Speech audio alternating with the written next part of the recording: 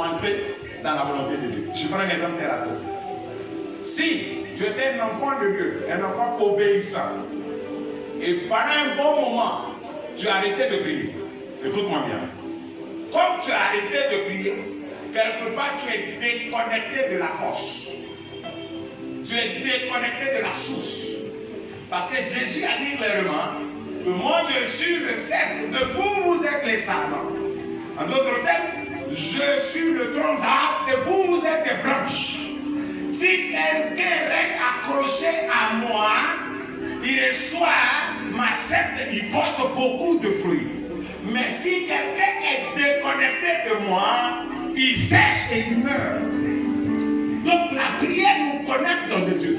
Donc quand tu es en prière, la prière va te donner, va booster ta foi.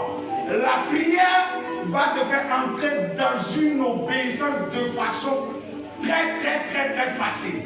Mais quand tu ne pries pas, au sortir de ta maison, quelqu'un a pris le balai et il t'a tapé. Tu sais que ta nature, c'est la paix. Tu sais très bien ce que tu dois faire dans cette situation, mais tu ne trouveras pas la force de faire ce que tu sais. C'est pour ça que l'apôtre Paul nous a dit que ce que je veux faire, je n'arrive pas à faire ce que je veux faire, mais ce que je ne veux pas faire, c'est ça que je fais. Ça veut dire, c'est pourquoi la Bible dit, personne d'entre vous n'est capable d'accomplir la volonté de Dieu par lui-même. Personne, c'est pas à dire. C'est pas à dire que vous êtes capable de concevoir quelque chose comme venant de vous. Toute capacité vous vient de Dieu. Donc, comme tu n'as pas prié, ce jour-là, il y a quoi? Tu jettes ton balai 6 mois, ça va pas chez toi? Toi, tu es remarqué. Parce qu'il va pas chez la cour ici. Amen. Mets dans la fin. Il y a quoi même? Vous ont brûlé les gens. C'est une méchanceté ça. Je t'ai fait quoi matin? Hein? Oh, fous-moi la paix. Et puis tu prends la paix, tu t'en vas. Parfois tu penses que tu as raison. Parfois tu penses que tu as bien fait. Ça va dépendre de ton intimité, de ta connexion et de ton obéissance. Maintenant, quand tu as prié et tu sors dans la prière, le même balai te tape, mais tu ne sens pas ça comme ça t'a tapé, mais tu perçois ça comme elle t'a demandé de l'aide. Vous comprenez? Le même balai qui t'a tapé là, tu soulèves le balai sans même t'en rendre compte que ce balai vient de te taper, mais tu as comme l'impression qu'elle a égaré son balai, et tu prends le balai dans la joie, et tu lui dis, ma soeur, tu as égaré ton balai, oh, sois béni, bonne journée. Et elle dit, mais attends, je l'ai tapé avec le balai, mais tu n'as pas eu le temps de sentir le coup. Tu n'as même pas eu le temps de détecter le danger parce que tu t'es connecté à Dieu.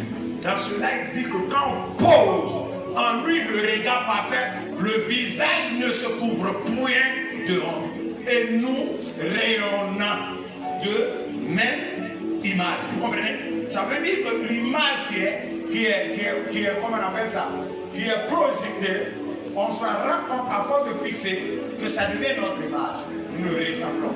Donc, quand tu regardes Jésus, on peut te donner des coups, mais Jésus est tellement beau que tu ne peux pas le regarder et sentir les coups. Est-ce que quelqu'un comprend de quoi je parle? Il est tellement parfait, il est tellement extraordinaire que tu ne peux pas le fixer et sentir qu'on t'insulte. Tu ne peux pas le fixer et sentir qu'on te déteste. Quand tu le regardes, tu as la compassion, même pour ceux qui te veulent du mal. Mais sauf que quand tu tournes le regard, tu changes de trajectoire, tu sens tout de suite le poids du monde. Donc c'est pour ça que nous prions. Donc tu ne vas pas prier pour que ta vie change, mais tu vas prier pour entrer dans la volonté de Dieu. Et c'est la volonté de Dieu qui va changer ta vie. Donne-moi un bon amen.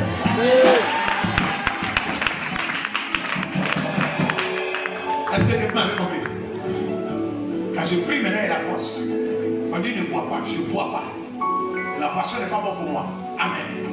On dit n'insulte pas, j'insulte pas. On dit ne critique pas, j'arrête de critiquer. Parce que j'ai prié et j'ai la force de le faire. Vous comprenez? Et maintenant, comme j'ai arrêté de critiquer, comme j'ai arrêté de méditer le mal, petit à petit, c'est ça maintenant, il va me conduire là où je n'étais pas censé entrer, m'ouvrir des opportunités, des contacts, des relations.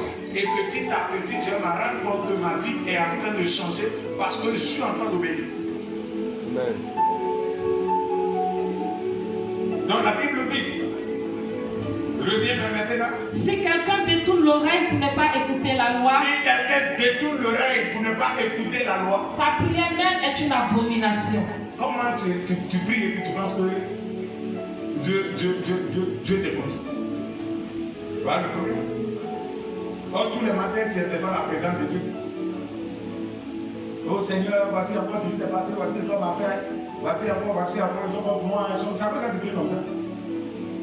Ils ne m'aiment pas, ils me détestent, ils ne me comprennent pas, ils ne veulent pas, ils sont comme ça, tout de suite, ils ne me soutiennent pas, ils ne m'appellent pas, ils ne me donnent pas. Ils me disent, oh Seigneur, tout est pas sur toi. Il a tourné le dos. Il a tourné le dos. Parce que sa volonté pour toi en cette journée, il a donné à son serviteur de te le dire. Amen. Tu n'as qu'à écouter. Il y a ce que tu as vécu de cette semaine. Il y a les réalités qui t'attendent devant le portail même. Et parfois même dans ta bouche, même là où tu es. Mais ce n'est pas la vérité. Et il y a la vérité aussi qui vient pour t'aider.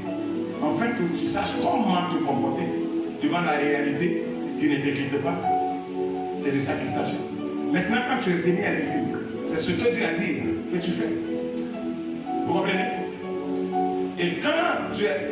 La Bible dit que le commencement de la sagesse, c'est la crainte de l'Éternel. La crainte de... Tu peux être une petite fille comme ça. Dès que tu commences à prier, tout s'arrête avec toi. Dans le monde spirituel. Vous comprenez ce que je dis? Maintenant, vous n'écoutez pas. Vous écoutez, ah, monsieur, il a dit ça. Ah, ça c'est quoi? Et après, quelqu'un va dire, mais moi-même, j'ai désobéi, mais ça cause ça, il ne prie pas. C'est sûr que tu ne pries pas. La prière, ce n'est pas le fait d'aller se mettre en genoux dans sa chambre. Maintenant, tu es confronté au problème, tu pries.